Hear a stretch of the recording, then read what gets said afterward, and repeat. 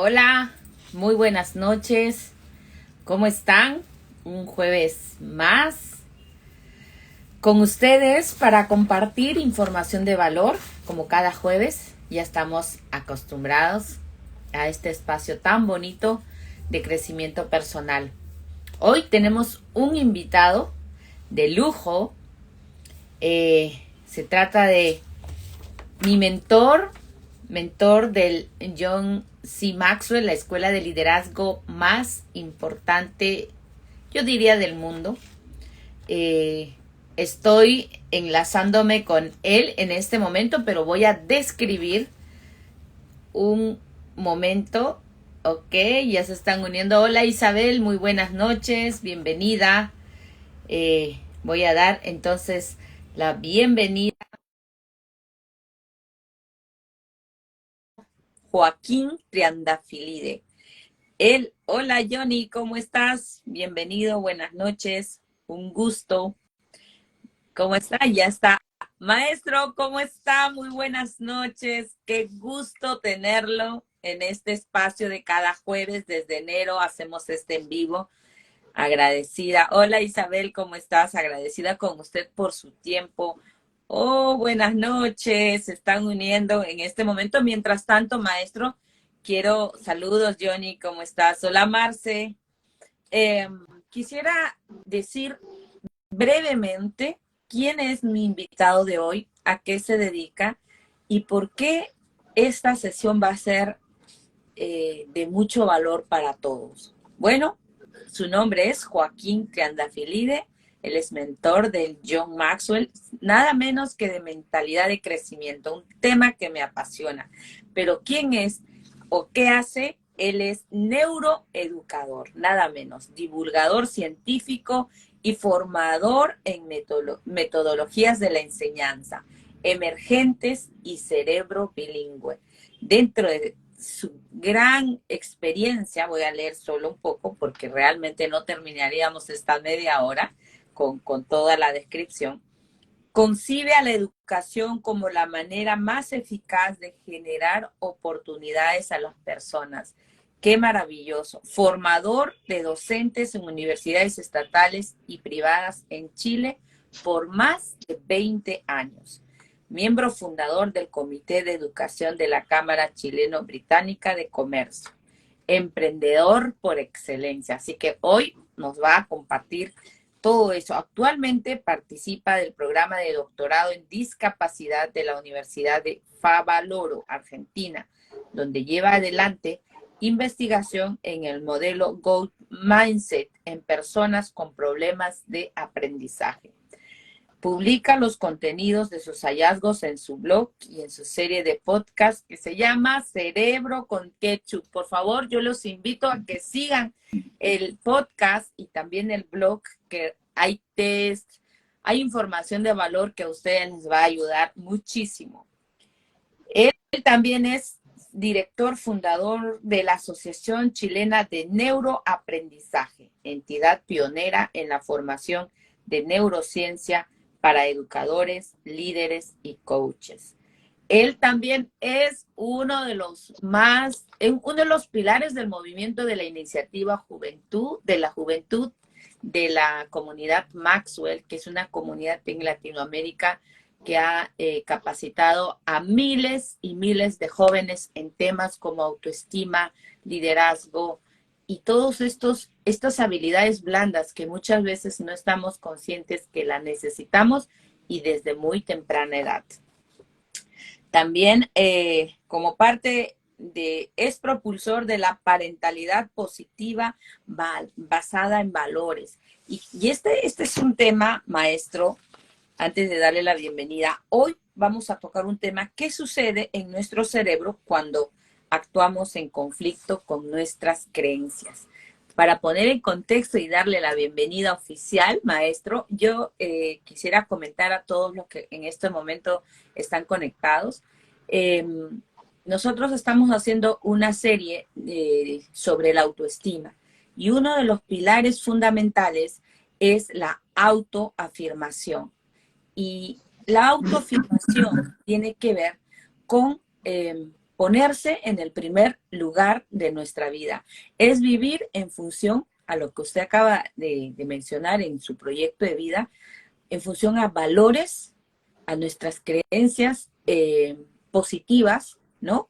Y también en función a nuestros propios sueños o decisiones.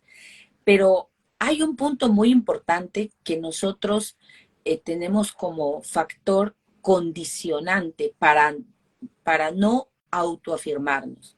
Cuando no tenemos la habilidad de ponernos en el primer lugar de nuestra vida, vamos a ser siempre personas que vamos a vivir los sueños o las decisiones de otros, incluso poniendo en riesgo muchas veces nuestra salud, nuestra integridad, nuestro honor y nuestro buen nombre.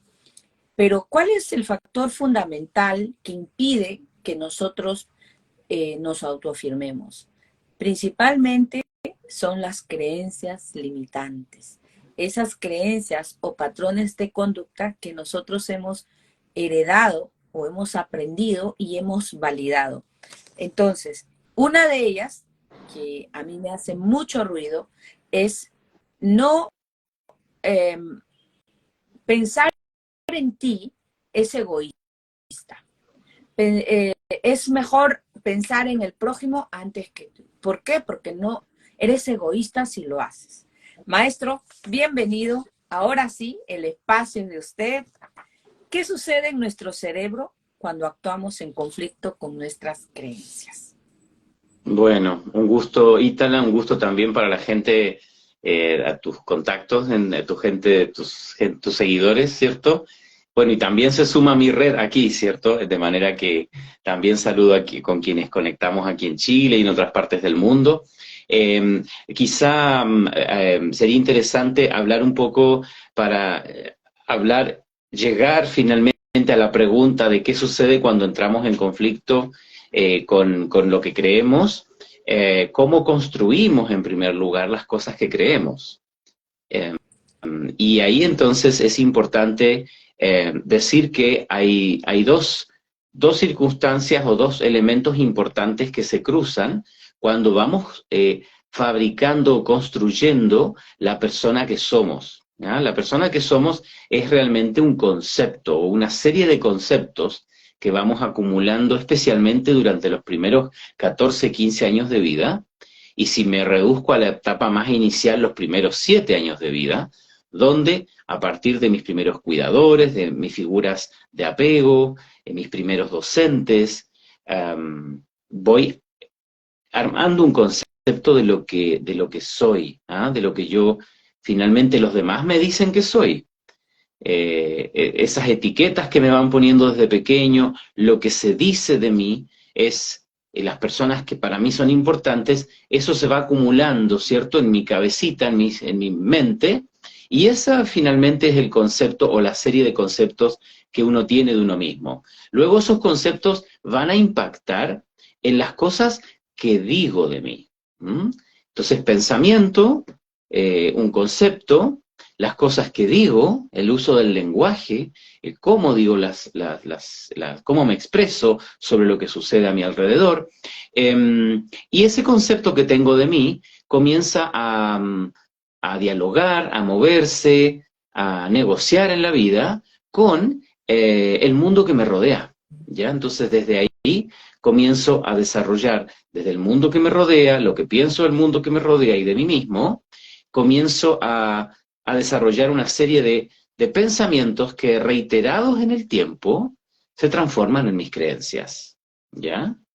Entonces, de alguna manera, son esos pensamientos que se han hecho hábito, como decimos en nuestras sesiones de mentalidad de crecimiento, esos engramas cerebrales que se han ido armando, fortaleciendo, son finalmente mis creencias. Ahora bien, esas creencias se expresan a través de lo que digo, a través de mis actitudes, y se van confirmando de alguna manera en el entorno en donde estoy, o bien voy modificando en el tiempo esas creencias según las experiencias de vida que pueda ir teniendo. Entonces, según qué lugar de importancia le doy al yo, me doy yo como persona, será cómo puedo ir negociando yo, ¿cierto? Esas creencias, dándole importancia a la creencia de otros por sobre las propias, dándole importancia a los valores de otras personas por sobre los propios. Ahora, Ítala, aquí hay un fenómeno muy importante que tiene que ver con esta cualidad de neuroplasticidad que tienen nuestros cerebros, ¿sí? Nosotros somos seres tremendamente neuroplásticos, vale decir, nuestros cerebros van generando una arquitectura interna, una forma, estructuras, redes, en base a dos elementos importantes. Uno, las experiencias de vida que se van dando día a día, que se van repitiendo en el tiempo. Y esas experiencias tienen que ver con el segundo en el cual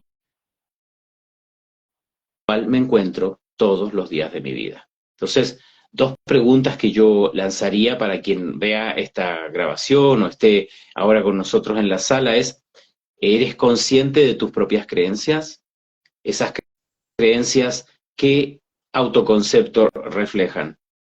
Y dentro de autoconcepto hay un área que se le da mucha importancia, pero que es tan valioso como autoconcepto, es las emociones y los sentimientos que emanan, ¿cierto?, que nacen de este autoconcepto, y a eso le llamamos autoestima.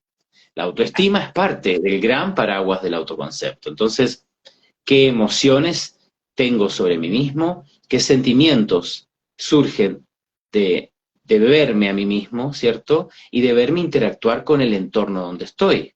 ¿Qué siento acerca del entorno donde estoy y de las personas que me rodean?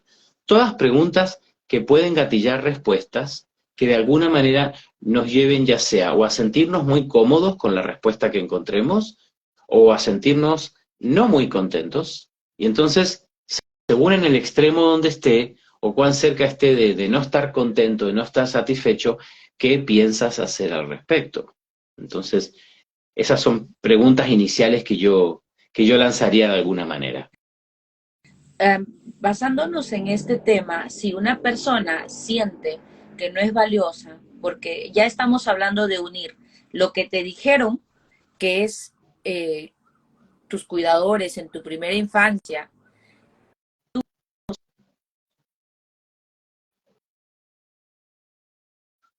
o para tú haber dado validez o valor a eso, ¿cómo es que nosotros podemos decir ahora, a través de la neuroplasticidad, cómo afecta, por ejemplo, al momento de tomar decisiones, al momento de elegir? Mucho se ha hablado de que tenemos un país como una sociedad como Latinoamérica que está teniendo dificultades al elegir. Y yo considero que eso justamente es porque no decidimos, porque simplemente hacemos lo que dice la corriente. No sé cómo podría ayudarme usted a explicar esto o cómo funciona el cerebro en este sentido. Bueno, yo creo que ahí entramos en otro aspecto. Al momento de tomar decisiones, las personas efectivamente ponemos nuestras creencias en juego, ¿cierto? Nuestras hipótesis, nuestras teorías sobre qué va a ser la mejor opción. Aparecen otros elementos como son los sesgos cognitivos, tema que justamente hablábamos esta semana con un grupo de neurociencia y coaching, que todavía no hemos tratado el tema de sesgos cognitivos en mentalidad de crecimiento. Desde hace muchos años, Daniel Kahneman, premio Nobel en economía, de hace algunos años, él desarrolló la teoría e investigación respecto de los sesgos cognitivos.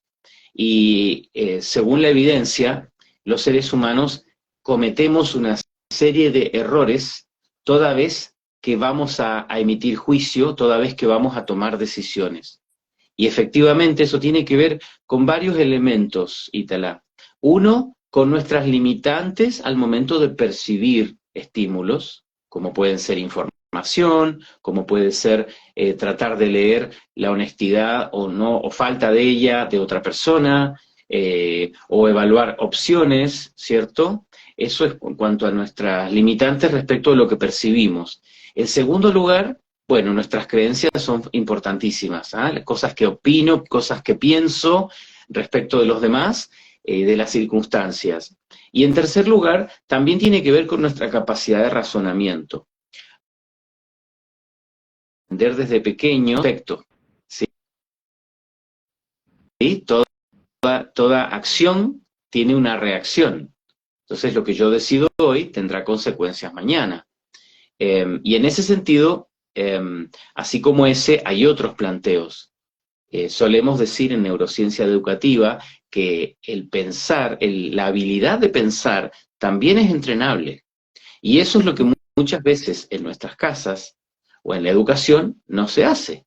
¿Sí? Muchas veces la educación se enfoca en transmitir información que la aprendamos tal cual, sin hacer un juicio crítico, sin interpretar, sin siquiera pedirme, bueno, ¿qué es lo más importante para ti, para tu contexto?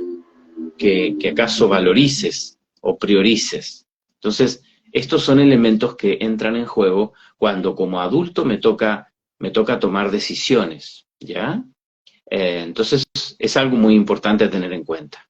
¿Qué pasa, por ejemplo, maestro, en la etapa de la adolescencia, que es en donde más salen estas creencias y muchas veces los adolescentes tienen un concepto equivocado de sí mismo todo el contexto que han vivido, por esas palabras quizás que han marcado una autoimagen negativa?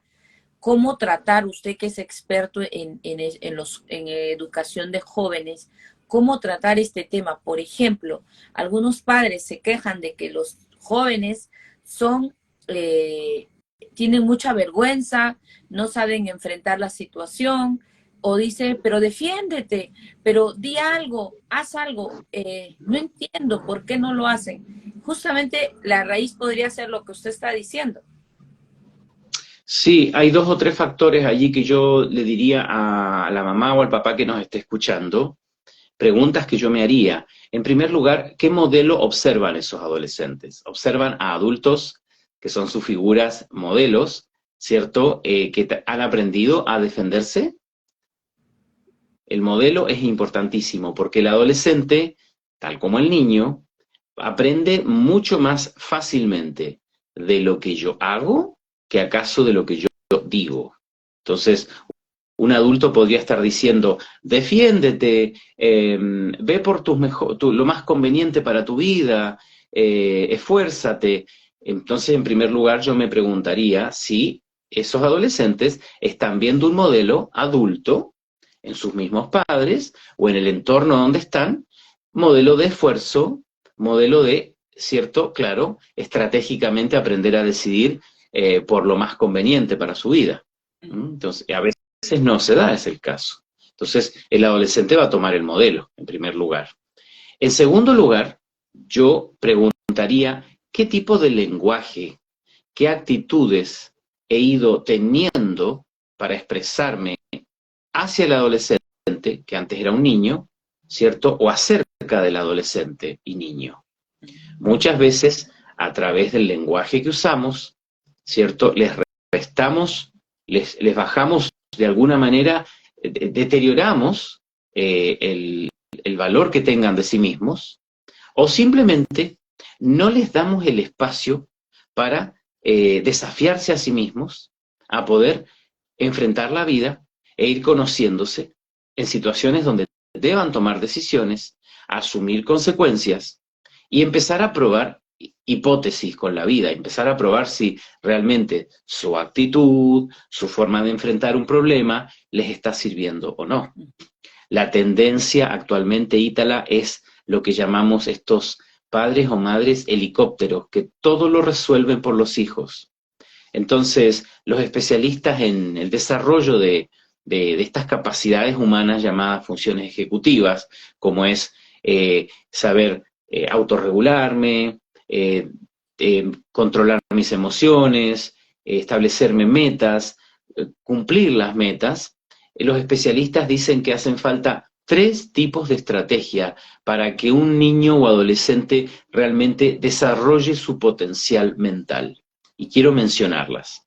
Sí, Esto sirve tanto para un docente como para un padre, una mamá o un coach. El primer tipo de estrategias, ya lo mencioné, es la importancia del modelamiento. Estoy mostrando qué conductas son las que sirven para tomar buenas decisiones o caminar hacia el éxito, o estoy mostrando cualquier otra cosa. El adolescente en general va a llegar tan lejos como el modelo que se les presentó. El segundo tipo de estrategias tiene que ver con lo que llamamos estrategias de desafío, ¿sí? ¿Qué es esto? ¿Qué son los desafíos? Es justamente abrir los espacios en lugares o en contextos controlados para que ellos tomen decisiones de menos a más. Pongamos un ejemplo, un niño a quien quiero empezar a enseñar la puntualidad, que tenga la opción de, por ejemplo, poner su reloj despertador con la alarma para ver si logra despertar en la mañana en el horario en que tiene que cumplir sus responsabilidades. Si no logra hacerlo, tenemos dos caminos. Nos adueñamos nuevamente del despertar, levantarlo, llevarlo al colegio, los adultos a cargo, o empezamos a dejar que de alguna manera paguen las consecuencias de no estar pudiendo cumplir con todas sus responsabilidades. Llegar tarde al colegio, que se lo amoneste, ¿cierto? No sé, en cada país se llama de una manera distinta, pero hay consecuencias en todo sistema por llegar tarde siempre, ¿cierto? Entonces, a veces el camino de dejar que los chicos comiencen a hacerse cargo parece ser un camino que va a tener consecuencias muy drásticas, pero a la larga es el camino que más enseña. Obviamente cuidando los bordes de esto, ¿cierto? Cuando un papá o una mamá ve que no estamos llegando a un buen destino si dejamos las cosas a cargo de los niños, pues habrá que ir haciéndose cargo de unas cosas sí, de otras cosas no, ¿ya? Entonces yo creo que esas son principalmente los dos tipos de estrategias. Y el tercero es uno que ya se utiliza mucho, que tiene que ver con el despejar los espacios, lo que yo llamo andamiaje. Y tiene que ver con qué? Con eliminar distractores del camino cuando estamos empezando en el desarrollo de una nueva habilidad, de una buena actitud, ya sea con la puntualidad, con la responsabilidad personal, etcétera. Entonces, generar andamiaje tiene que ver con facilitar el camino, establecer reglas, ¿sí? Algo tan simple como, por ejemplo, quiero enseñar el orden, pues que partamos con un espacio en casa donde él pueda trabajar, hacer sus tareas, en una mesa que haya orden. Eso sería andamiaje, ¿ya? Diría que de las tres estrategias, la más difícil para quienes educamos o formamos jóvenes en Latinoamérica es la de desafiar, porque el plantear un desafío tiene un costo para mí como adulto. Tengo que dar la libertad, asumir el riesgo y ver qué sucede. Algo que, por ejemplo, con mi generación no pasaba mucho. No teníamos esa posibilidad de ser desafiados. Entonces, en el caso de la generación X, ¿cuándo nos desafiaron de verdad a nosotros? Cuando salimos a vivir la vida. Tuvimos que golpearnos la cabeza contra la pared y ahí recién aprender la importancia de la puntualidad, el cumplir nuestra palabra, ¿cierto? Etcétera, etcétera. Respecto a lo que usted ha dicho, nosotros no hemos tenido un modelamiento porque obviamente había mucha ignorancia o desconocimiento de estos temas y obviamente nos han hecho aprender, digamos, en la guerra, ¿no? Nosotros hemos tenido que aprender en la cancha.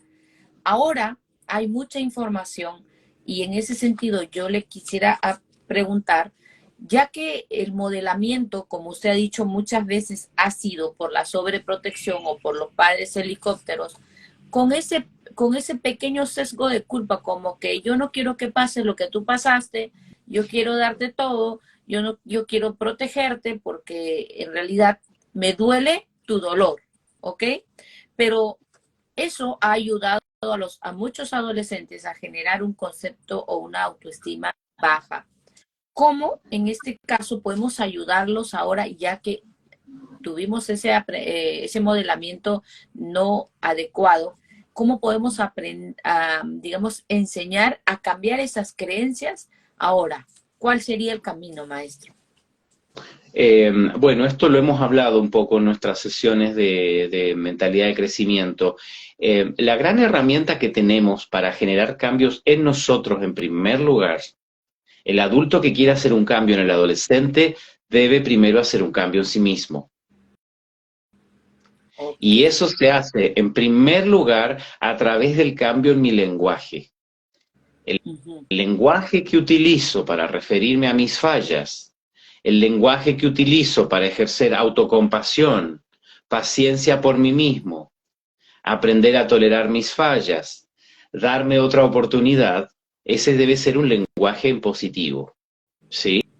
Entonces, de verdad que ahí hay que hacer lo que se puede llamar un plan estratégico personal, identificando, por ejemplo, las 7 palabras más negativas que usaste en la última semana acerca de ti misma o de ti mismo. Y en una hojita de papel colocarlas en una lista del lado izquierdo y del lado derecho simplemente decir ya, ¿por qué palabra en positivo voy a cambiar esta palabra? Toda vez que me dije, no soy capaz, esto es todo lo que puedo hacer, soy malo para, definitivamente no voy a aprender a, ¿por qué frases puedo cambiar eso? Entonces, ese es un ejercicio que yo invito, Ítala, a que las personas hagan. Hágase una auditoría personal del lenguaje que está usando con usted misma, con usted mismo. Si, entonces, haciendo eso, puedo también hacerlo con mis hijos, con la pareja, con todos los miembros en la familia. ¿Cuáles son las palabras más negativas, más duras que he usado con esa persona en los últimos 7 días? Y ya insisto, haciendo esa auditoría, empiezo a escribir estratégicamente por qué palabra en positivo voy a cambiar esta palabra negativa. Y me voy a proponer durante los próximos 7 días, cada vez que tienda a salir esta palabra, recordar con una pequeña notita, post-it, ¿cierto? Estos post-it amarillos o stickers, dejarlos al lado del computador, de mi agenda, en la cocina. No, no voy a usar esa palabra, voy a usar esta otra palabra para referirme en positivo. Ujú. ¿Sí? Ahora sí. ¿Qué sucede cuando no somos conscientes, por ejemplo, de ello? Cuando no existe en los padres ese proceso de autoconocimiento, porque muchas veces estamos en automático y no sabemos ni siquiera cuáles son nuestros pensamientos, emociones o cuál es nuestra forma de interactuar. Bueno, yo creo que estamos en una época de bastante oportunidad en este sentido, con tantas personas que hoy en día han leído o están preparándose como coaches, ¿cierto? Hay también profesionales de la salud mental mucho más cerca nuestro, muchos libros de autoayuda, de autodescubrimiento. ¿Qué sucede cuando no soy consciente? Sigo repitiendo patrones que me hacen daño a mí y que le hacen daño a otras personas. Entonces, eso es el camino que justamente queremos cambiar, ¿ya? Pero en general voy repitiendo ese círculo y luego de alguna manera esto se va a proyectar en los hijos. Ujú.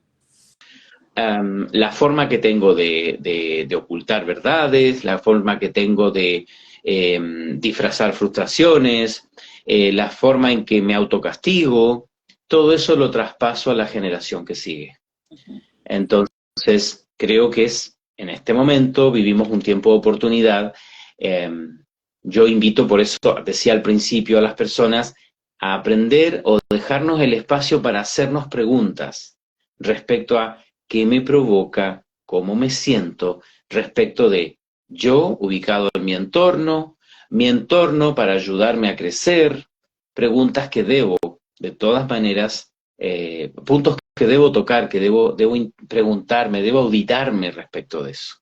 En este camino, maestro, de mi trabajo también como coach, yo he encontrado también con mi propia experiencia, porque tuve que vivir situaciones difíciles con mi hija, descubrí que yo era el problema, pero algo me dio una luz al momento de comprender esta situación y también descubrí que era la solución y que el cambio que necesitaba mi hija tenía que hacerlo primero yo y básicamente logré entender que muchas veces algunos adolescentes o algunos niños ni siquiera necesitan mucho trabajo cuando el adulto que está cuidándolo, que está muy cerca a ellos, hace ese proceso.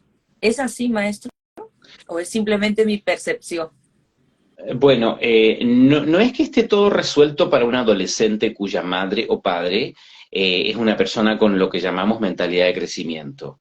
¿Por qué? Porque ese adolescente a medida que crece, si bien puede haber tenido un modelo saludable, ¿cierto? En lo cognitivo y en lo emocional, también es una persona con ejercicio de su libre voluntad. Okay. También es una persona que a partir de sus experiencias personales irá tomando decisiones e irá interpretando lo que pase a su alrededor. Supongamos de una mamá muy positiva, muy, digamos, con un lenguaje adecuado, que ha cuidado el autoconcepto y la autoestima de sus hijos, tiene un hijo que de pronto tiene fracaso en la clase de matemáticas, ¿sí? Bueno, esa niña, ese niño, a partir de los fracasos que tenga en matemática, también se está hablando a sí mismo. Y tendrá que tomar una decisión. ¿Me voy a definir en base a ese fracaso escolar? ¿O voy a sobreponerme al fracaso, a generar esfuerzos, a adjudicarme la posibilidad del éxito e intentarlo hasta que de verdad lo logre? Y fíjate que varios de los verbos que he establecido tienen que ver con la decisión personal. Entonces, hay allí también, o tomemos también el adulto que se crió con una madre o un padre que no necesariamente fue positivo, que fue saludable en cuidar la autoestima, en cuidar el autoconcepto, también tenemos la posibilidad de cambio, ¿ya? Pero no está asegurado, esa felicidad nunca está asegurada, es un camino personal, es un Okay. camino personal. ¿Cómo ayudar, por ejemplo, cuando nuestros hijos tienen estas frustraciones? ¿Qué pasa por la mente de ellos y qué nosotros podemos hacer y qué no? Porque a veces también por querer ayudar muchas veces podemos perjudicarlo. Sí, mira, quiero volver sobre el concepto de desafío.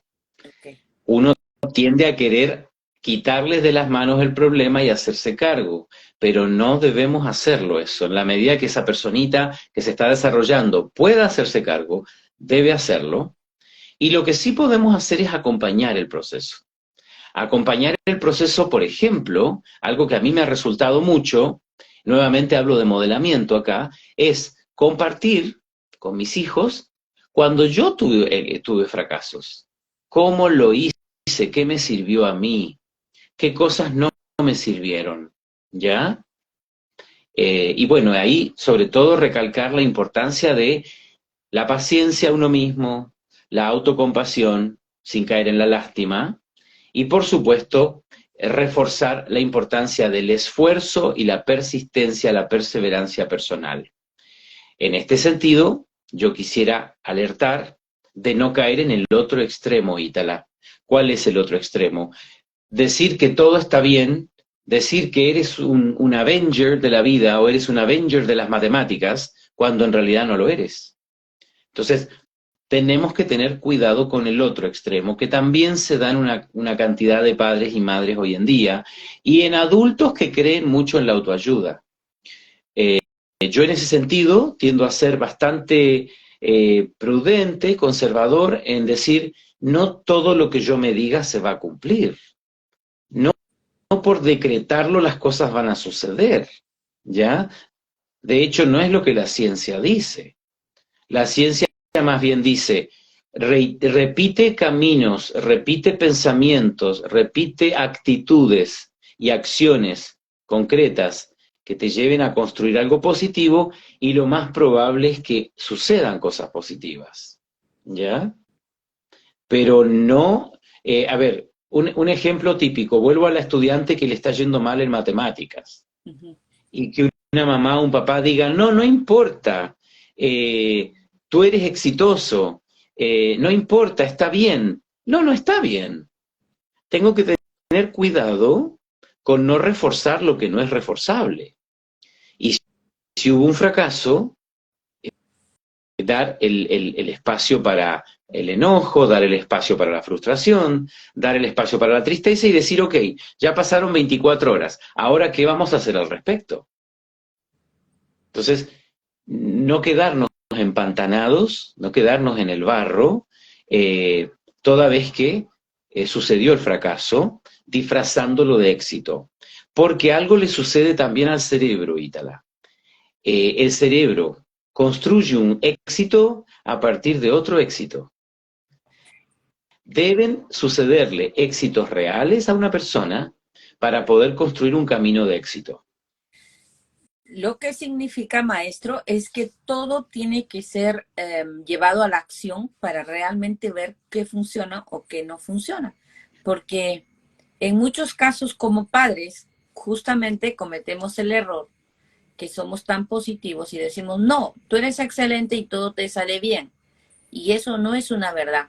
Me hace recordar una anécdota cuando mi hija estaba pequeña, había un concurso de canto en el colegio y es la educación de ahora, está muy, digo yo, contaminada de eso, porque había un primer puesto, un segundo puesto, al primer puesto le dieron una medalla, al segundo puesto un premio consuelo.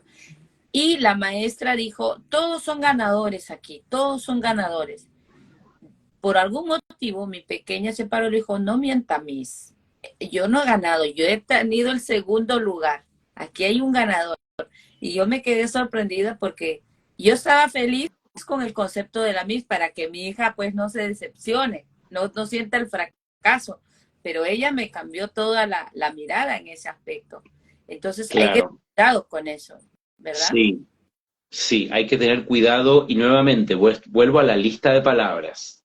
Si alguien que nos está escuchando dice, wow, yo estoy en esta tendencia, todo digo, no, todos somos ganadores. No, todos no somos ganadores. A lo menos en respecto de la variable premiación del concurso de canto. Uh Si -huh. fue definido así, hay que decir la verdad. Hubo un ganador, hubo una segunda posición y bueno, y otro grupo que ni siquiera salió nombrado. Pero el haber vivido el fracaso o el no haber sido destacado como el mejor nos debe estimular a esforzarnos más para la próxima para poder obtener el resultado que buscamos, Uh -huh. ¿sí? O a lo menos, quizá ponernos la meta de, bueno, quizá yo nunca sea el primero, pero sí voy a ir mejorando en el manejo de la habilidad canto, ¿sí? Y, Podría haber otros reconocimientos. y también, maestro, aceptar que no en todo vamos a ser buenos. Absolutamente, absolutamente. Eso nos permite cuidarnos de otra, de una actitud, de un fenómeno que se llama cinismo. Ok. Cuando digo una cosa y pretendo creerlo, pero en realidad no lo creo, Uh -huh. ¿sí? Y muchas veces yo veo personas que dicen, todo está bien, todo saldrá de maravillas, tú eres el mejor. Y si yo no estoy si estoy permanentemente diciendo eso y en realidad no he desarrollado una creencia así y no tengo evidencias de que he tenido progreso, voy desarrollando cinismo. Y el cinismo puede, digamos, puede finalmente transformarse en un patrón actitudinal en las personas y es tremendamente enfermizo.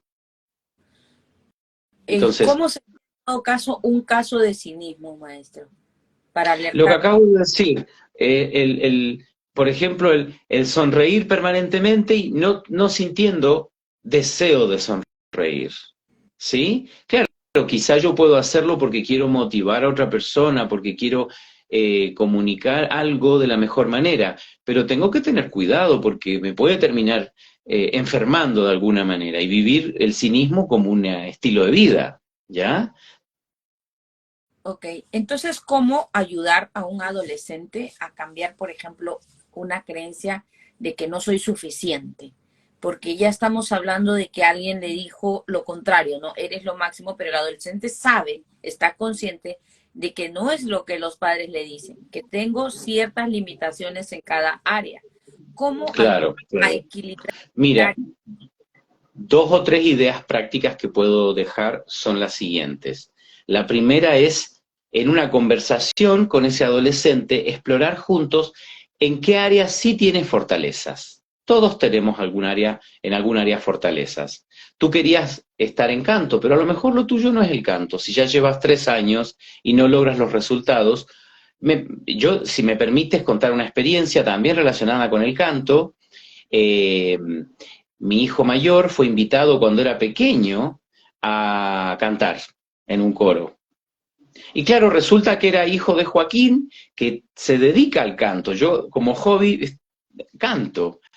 Pero yo llegué muy claramente a la maestra y le dije, no involucres a Franco porque no es afinado para cantar. Te va a provocar problemas en el coro y además se va a frustrar él. Pero entonces, a partir de esa experiencia en la que él no pudo insertarse en el coro, yo le dije, hijo, busquemos otras oportunidades con la música. Y él llegó a ser un buen tecladista, Ok. porque él no afinaba para cantar, pero desarrolló con el tiempo buen oído para tocar instrumentos musicales. Entonces, mi primer consejo es busque, si usted es adulto, si usted es padre de adolescente o pensando en usted mismo, busque sus áreas de fortaleza, descúbralas y desarrolle eso. Eso en primer lugar. En segundo lugar, si actualmente mi adolescente o yo mismo estoy en una etapa de desarrollo en un área donde tengo que desarrollarme, rompa el desafío en etapas más cortas, medibles y alcanzables para la habilidad de esa persona. ¿Sí? Podríamos decir, no todos vamos a ser no todos vamos a ser nota 10 en algo, pero sí podríamos aspirar a un 7, podríamos aspirar a un 5 y tengo que empezar entonces quebrar la meta en metas alcanzables más cortas y además alcanzables para esa persona. De manera que ahí estamos haciendo una mirada diferenciada, que es lo que también se utiliza mucho en educación en la actualidad. ¿Ya? Entonces me parece que esas serían 2 estrategias muy válidas para trabajar tanto con adolescentes, con niños, como también con adultos.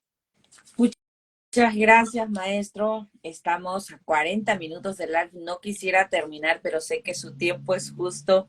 Gracias por nuevamente. Y yo me quedo con estas tres formas que usted nos ha enseñado, que nosotros, digamos que modelamos mejor a nuestros hijos o sería lo mejor para que ellos crezcan de manera positiva, por no decir perfecta, porque eso no existe y hay que quitarnos esa idea de la cabeza, ¿verdad?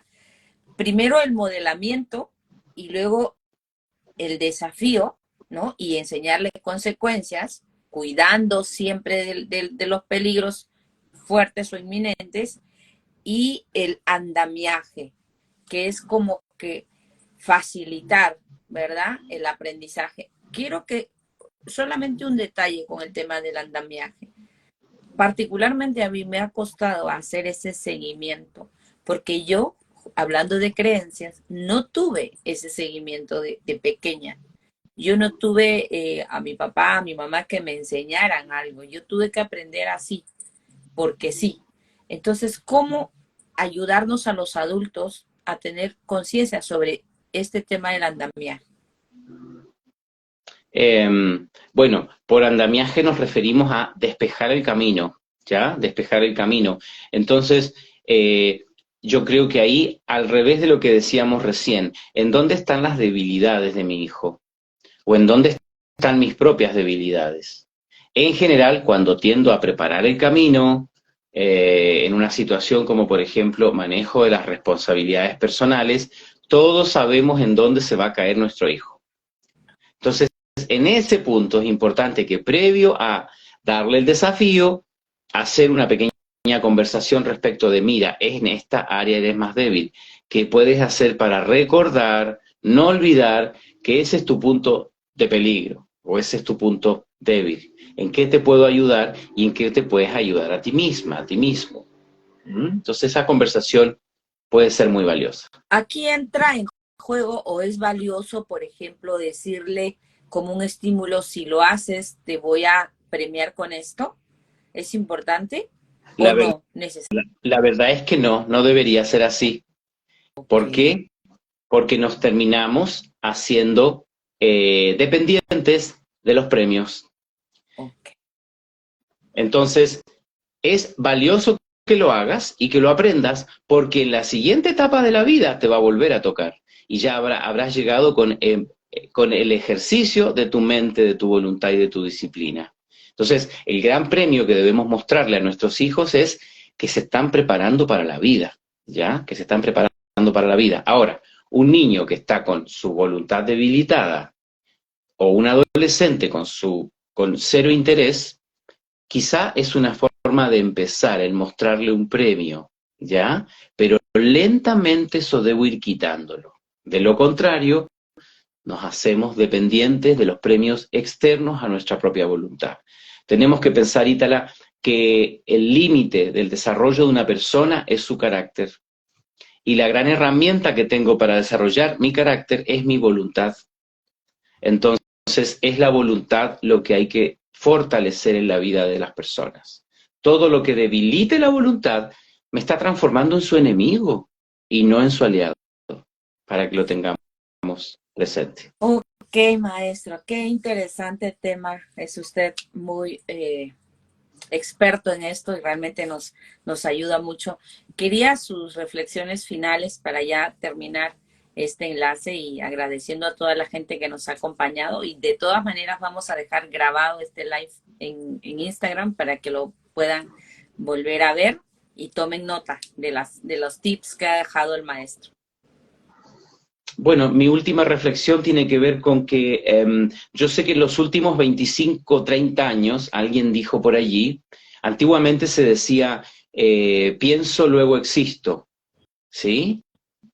En la actualidad se está diciendo siento, luego existo. Tenemos que tener mucho cuidado con la una y con la otra. No somos ni puro pensamiento ni pura emoción. Somos una mezcla de esas dos cosas, ¿sí?